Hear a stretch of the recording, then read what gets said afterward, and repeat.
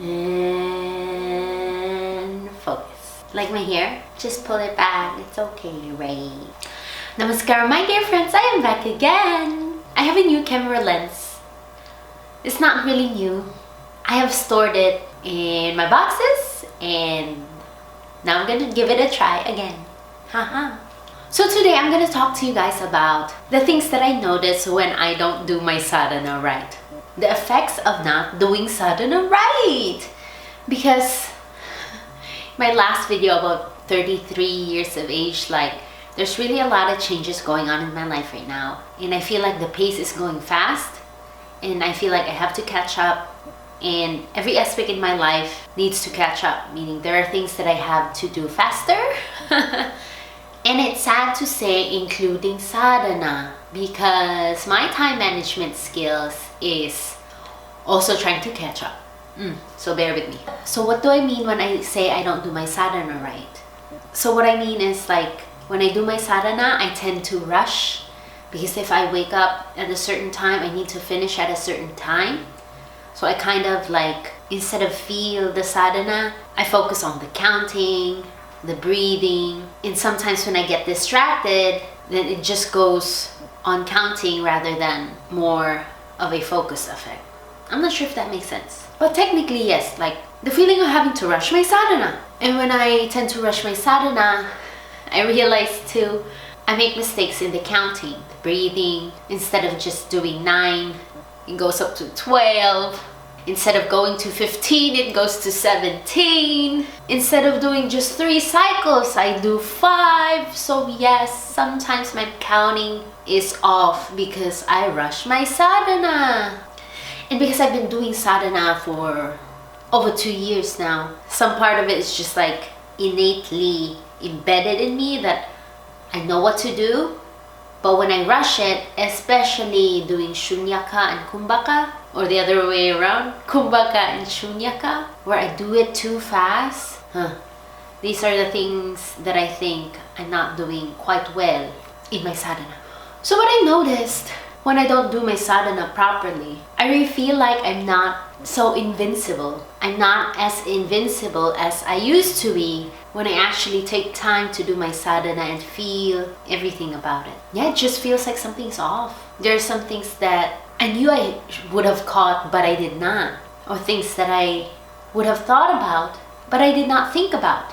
So there are just really moments where I feel like I miss some things when I'm a little bit more whole, a little bit more powerful, a little bit more invincible.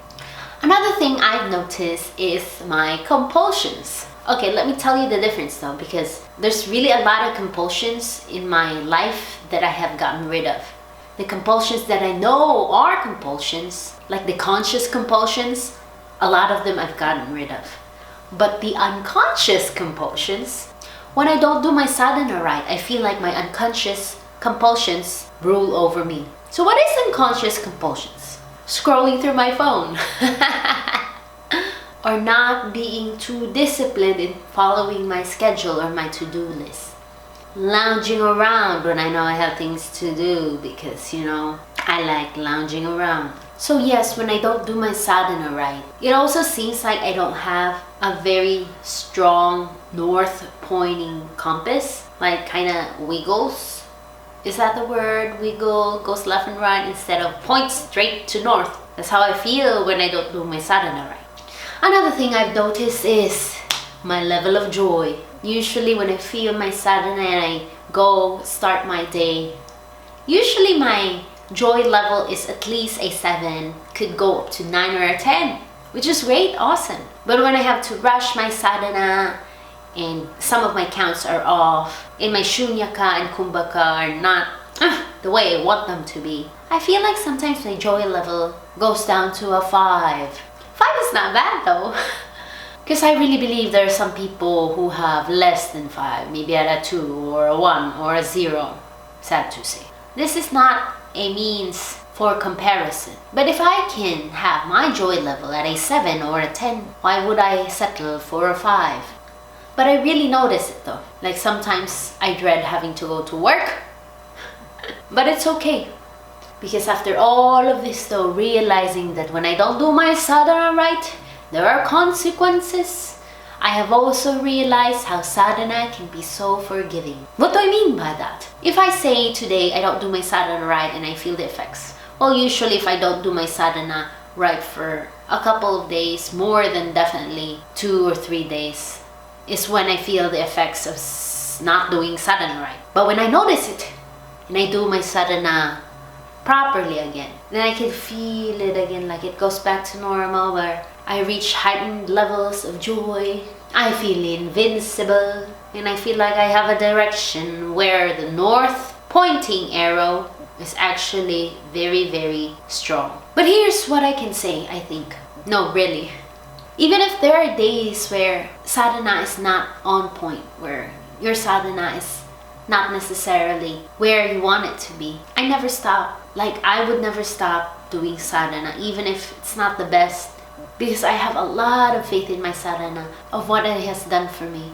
And for the days where I'm not 100% and my sadhana is not 100%, I felt like it's just so easy to turn it back around to make it 100% again. And I can feel all the joy, the grace, and the strength to like really face through the day. So yes, it may not always be high. There are times where it's low, but never, never, never, never, or at least I would never give up on my sadhana. So yes, I hope you feel the same way I feel about sadhana. Namaskaram. Until next time, bye.